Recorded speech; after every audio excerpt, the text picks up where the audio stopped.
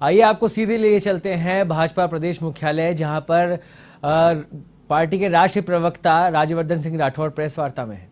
एक के बाद एक राजस्थान सरकार के जो फैसले हुए हैं वो साफ तरह से तुष्टीकरण दिखाते हैं। एक संप्रदाय की तरफ नरमी और दूसरे संप्रदाय की तरफ सख्ती। आप इसी से समझ सकते हैं कि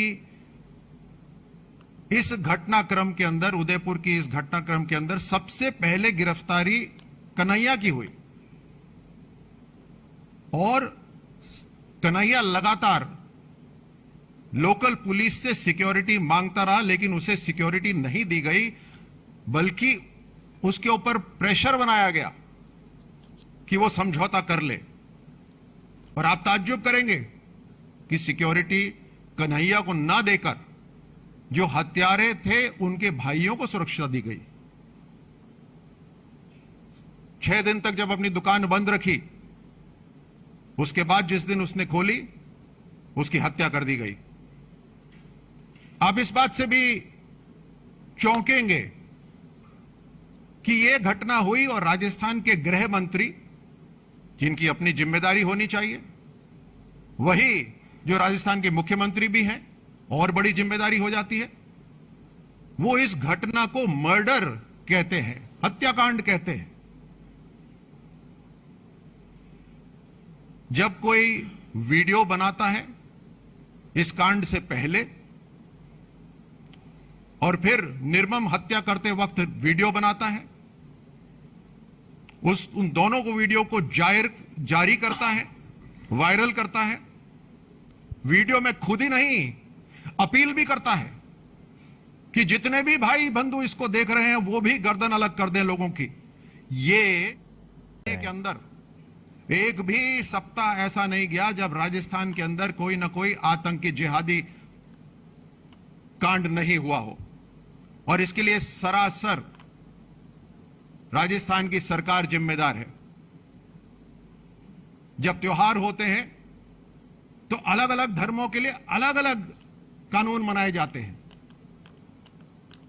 एक समुदाय के ऊपर त्योहारों पे अंकुश लगाया जाता है, बंदिश लगाई जाती है, और उसी के साथ साथ जब दूसरे समाज के त्योहार हो रहे होते हैं तो उनको खुली छूट दी जाती है।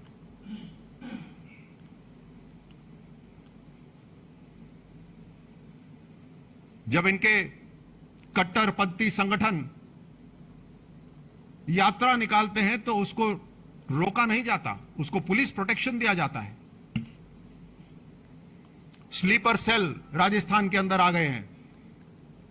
आतंकी संगठनों के साथ इन सब का कहीं ना कहीं मेल मिलाप है, गहरी साजिश है ये, और उसके अंदर लॉ एंड ऑर्डर जीरो है।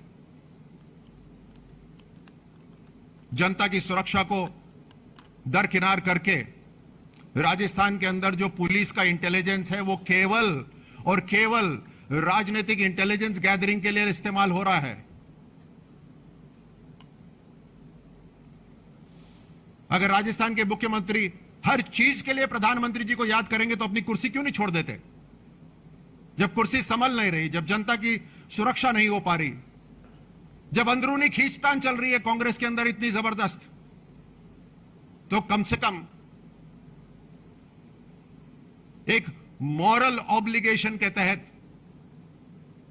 या तो अपनी जिम्मेदारी निभाएं या उस जिम्मेदारी से हट जाएं। ये वोट बैंक की राजनीति, ये तुष्टीकरण की राजनीति समाज को बांट रही है, और देश के अंदर और विदेश से जो आतंकी संगठन हमारे देश को डिस्टेबलाइज करना चाहते हैं, अस्थिर करना चाहते हैं, उनको बढ़ावा देने के लिए राजस्थान की भूमि इस्तेमाल की जा रही है।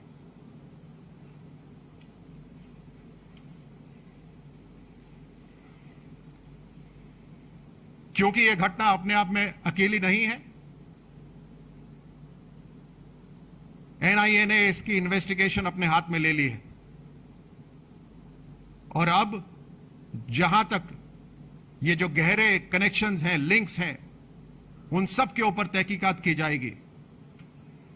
कौन है जो राजस्थान के अंदर सत्ता में रहकर इनको शय दे रहा है? कौन है जो इनको बढ़ावा दे रहा है? इस तरह के हर कनेक्शन को देश की सुरक्षा कायम रखने के लिए उस पर कार्रवाई होगी। और अंत में एक बार फिर भारतीय जनता पार्टी अपील करती है कि देश की सुरक्षा जांच एजेंसियां काबिल हैं और अपना काम करेंगी। देश में जो गुस्सा है उसको शांतिपूर्ण तरीके से, संवैधानिक तरीके से, लॉ ऑफ द लैंड को फॉलो करते हुए ही उसे लोग जाहिर करें। शांति और सौहार्द बहुत जरूरी है। राजस्थान सरकार अपनी जिम्मेदारी समझे, अभी भी समय है। हर तरह से राजस्थान के अंदर एक के बाद एक घटनाएं हो रही हैं, चाहे वो करौली हो, जिसका मुख्य जो परपिट्रेटर था वो आज भी पुलिस की हिरासत में नहीं है। चाहे करौली हो, चाहे झालावाड़ हो, चाहे जोधपुर हो, एक के बाद एक घटनाएं हो रही हैं, चाहे अलवर हो, एक के बाद एक राजस्थान सरकार नाकामयाब हो रही है और कहीं ना कहीं इन कट्टरपंथी संगठनों को समर्थन देती दिख रही है। धन्यवाद। मित्रों, इस विषय से संबंधित प्रश्न हो तो आमंत्रित। नीरज।